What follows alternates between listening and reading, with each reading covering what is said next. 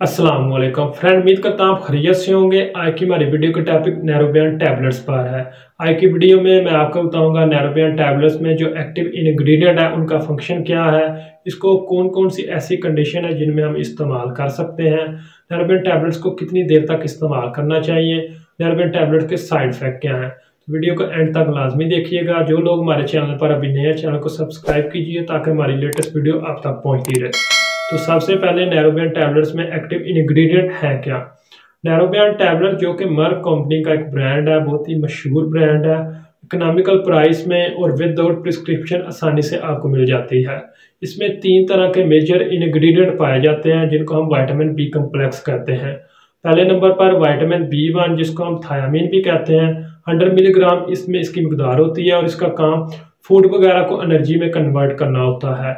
दूसरे नंबर पर इसमें जो इंग्रेडिएंट होता है उसका नाम विटामिन B6 है जिसको हम पैराडॉक्सिन कहते हैं। इसका काम ब्रेन वगैरह की डेवलपमेंट के हवाले से बहुत ज़्यादा इंपॉर्टेंट है। इसके अलावा ये माइल्ड किस्म की पेन किलर के तौर पर भी काम करता है। इसी तरह तीसरा जो विटामिन इसमें पाया जाता है उसका नाम विटामिन B कह लें कि 12 है जिसको हम साइनोकोबालामीन कहते हैं। ये सीएनएस की फंक्शनिंग के हवाले से बहुत ज़्यादा इंपॉर्टेंट होता है। तो अब बात करते हैं नैरोबियन टैबलेट्स के यूजेस की। इसको इम्यून सिस्टम को बूस्ट करने के लिए इस्तेमाल किया जाता है। जिन लोगों को वीकनेस की वजह से बार बार कह लें कि इन्फेक्शन का मसला हो जाता है, इम्यूनिटी वीक हो जाती है, तो उनको बेहतर करने के लिए इसको इस्तेमाल किया जाता है। इसी तरह अगर किसी को विटामिन बी कम्प्लेक्स की कमी की वजह से एनीमिया वगैरह का मसला है, खून की कमी का मसला हो रहा है, तो उनमें भी नैरोबियन टैबलेट्स को इस्तेमाल किया जाता है।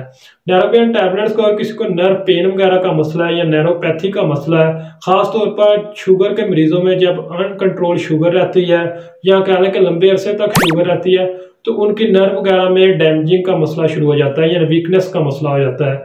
तो बेसिकली नैरोबियन टैबलेट्स आपकी नर्व की सप्लाई को इम्प्रूव करती है।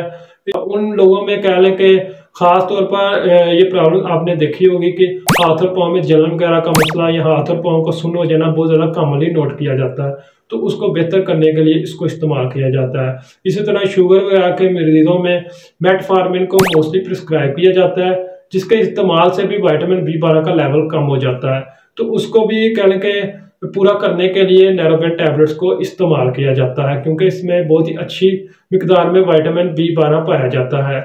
इसी तरह कह लें कि नर्व वगैरह के मसले की वजह से आपको नर्व स्टिफनेस का मसला हो सकता है, मस्कुलर कंट्रैक्शन का मसला हो सकता है, शाटिका की पेन हो सकती है, कंधों में दर्द का मसला हो सकता है, मोरों में दर्द वगैरह का मसला हो सकता है, तो उन तमाम में भी नैरोबियन टैबलेट्स को इस्तेमाल किया जाता है। बहुत ही अच्छे रिजल्ट्स हैं। इसके अलावा किसी को ओरल थ्रैश का मसला है, मुंह में छालों वगैरह का मसला है, तो उसमें भी नैरोबियन टैबलेट्स को इस्तेमाल कर सकते हैं। नैरोबियन टैबलेट्स को स्किन ग्लोइंग के हवाले से भी इस्तेमाल किया जा सकता है। इसके अलावा किसी को हेयर फॉल वगैरह का मसला है, तो उसमें भी इसके बहुत ही अच्छे रिजल्ट्स हैं। इसी तरह नैरोबियन टैबलेट्स और किसी को वीकनेस का मसला है या थकावट वगैरह का मसला है, तो उन लोगों में भी इसको इस्तेमाल किया जाता है। ये बहुत ही ज़्यादा इफेक्टिव रोल प्रोवाइड करती है फटीग वगैरह में।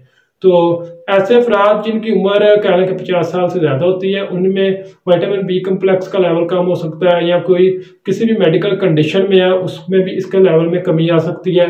न्यूट्रिशन डेफिशिएंसी की वजह से भी विटामिन बी कम्प्लेक्स का लेवल कम हो सकता है। तो ऐसे तमाम अफराद में इसकी कमी से मुख्तलिफ किस्म की कंडीशन आ सकती है। तो इन तमाम में कह लें कि नैरोबियन टैबलेट्स को हम इस्तेमाल कर सकते हैं। बात करते हैं नैरोबियन टैबलेट्स की डोज की।